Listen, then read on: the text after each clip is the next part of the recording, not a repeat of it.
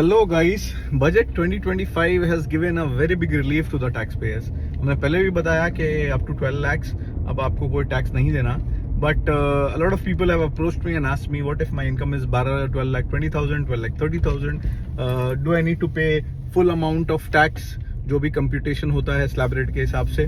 So let's take an example and understand. अगर आपकी income 12,10,000 है, देन नॉर्मल कंप्यूटेशन के हिसाब से आपको जो टैक्स अमाउंट बनता है वो होता है 12,10,000 के ऊपर आपको बनता है 61,500. तो क्या आपको 61,500 देना है जस्ट बिकॉज आपका इनकम 10,000 बढ़ गया फ्रॉम 12 लाख? तो ऐसा नहीं है. गवर्नमेंट जानती है इस बात को and they have a section for marginal relief. तो आपकी इनकम सिर्फ 10,000 बढ़ी है from 12 lakh. So you have to pay only 10,000 as the tax, not 61,500. और इस ये क्लेम आप कैसे कर सकते हैं? आपका जो कंप्यूटेशन होता है मार्जिनल रिलीफ का वो होता है difference between your actual income minus the exemption limit.